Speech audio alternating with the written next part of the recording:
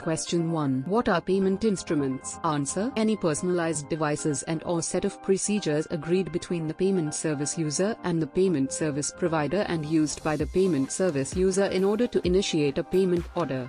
Question 2. What is SEPA? Answer: the Single Euro Payments Area or SEPA is an area in which consumers, companies and all other users of payment services can make and receive payments in euro under the same conditions and with the same rights and obligations regardless of their location within Europe. SEPA covers 34 European countries, the 28 member states of the European Union, as well as Iceland, Norway, Liechtenstein, Switzerland, Monaco, and San Marino. SEPA is also defined as an industry project and a political process which both aim to remove the legal, commercial and technical barriers that currently still separate national payments markets. Question 3. What changes will SEPA bring for consumers and businesses? Answer: consumers and companies will become accustomed to common, basic, similar functioning payment instruments and services in euro with which they can reach any payment account holder in order to make or receive payments in euro. Payment service users will be able to compare conditions and quality and choose the most attractive offer without having to take into account the location of the payment service provider. All payment service providers are subject to EU-wide legal requirements and obligations, mainly under the Payment Services Directive. Question 4. Who is responsible for what in SEPA? Answer: the payments industry is responsible for the creation of solutions to remove technical and commercial barriers in the euro retail payments market. The euro system and the European Commission steer, monitor and foster SEPA's progress, both at the national and the European levels. The legal foundations have been laid down by new European legislation since 2001 in line with the high-level objectives of economic and monetary union. Question 5. When will SEPA come into place? Answer: SEPA is a long-term project. See timeline. An important milestone was reached on the 1st of February 2014, the legal end date for migration to SEPA credit transfers and SEPA direct debits in the euro area. There was grace period until the 1st of August 2014 for the processing of legacy payments. The deadline for EU member states with other currencies applicable to payments in euro is the 31st of October 2016. The EU regulations also require the use of certain common standards and technical requirements such as the use of international bank account numbers (IBAN) and the Financial Services Messaging Standard ISO 20022 XML.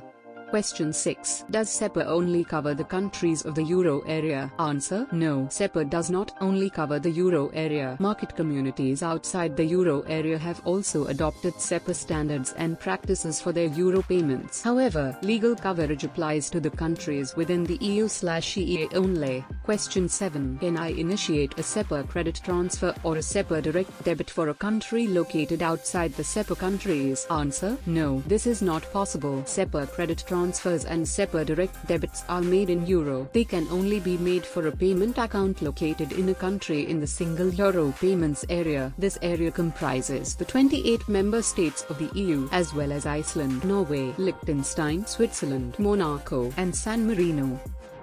Question 8. Does SEPA make retail payments faster everywhere in Europe? Answer: making retail payments faster, especially cross-border payments, was one of the prime initial policy objectives of SEPA. This objective has been clearly met for cross-border payments. Since the 1st of January 2012, the Payment Services Directive has obligated all EU payment service providers to adhere to strict time limits in the execution of their payments. D+1. The impact of SEPA on the speed of execution of retail payments at the national level will, however, be less obvious as, for instance, the starting conditions have varied substantially across the different countries. Question 9. If national and cross-border SEPA payments become one, am I free to choose any payment service provider in the EU? Answer: in principle, yes. SEPA companies and consumers are free to choose the location of their payment account. They should, therefore, be able to make their choices based on the level of service and the fees within a competitive European market for retail payment services in euro.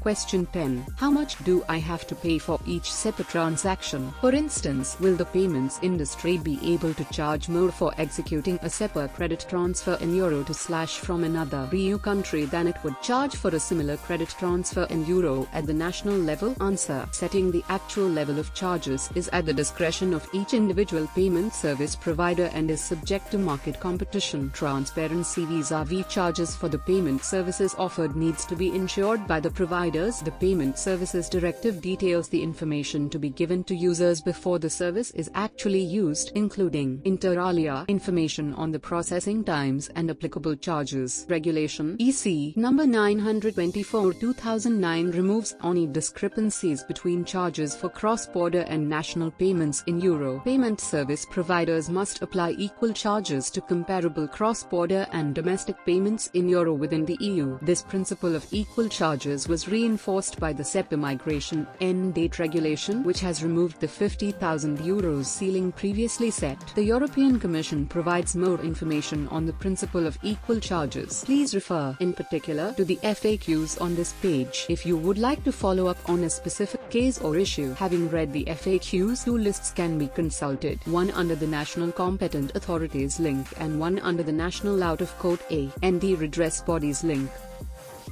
Question 11. My account has been debited by a SEPA direct debit. What data is my payment service provider required to provide me with? Answer. Payment service providers are required to make available to the payer of a SEPA direct debit a unique mandate reference, the payee's identifier, the payee's name, the amount of the debit, any remittance information, the identification code of the payment scheme, any further data elements that the payer may require from his/her payment service provider can be delivered by means of a so-called additional optional service.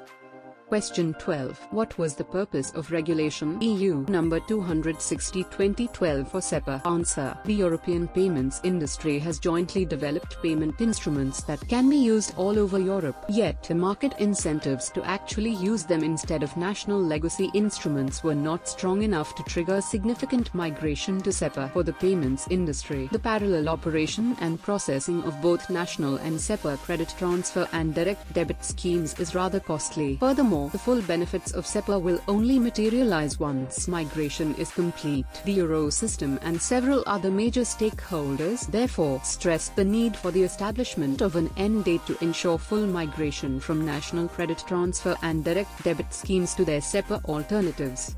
Question 13. Are there any exceptions or waivers for compliance with Regulation (EU) number 260/2012? Answer. Regulation (EU) number 260/2012 enabled EU member states to establish waivers for some specific requirements for a limited period of up to 2 years. An overview of national options for waivers that were actually enforced can be found on the website of the European Commission. The website of the European Central Bank provides country-specific fact sheets on these transitional waivers, on the competent national authorities and on the penalty provisions.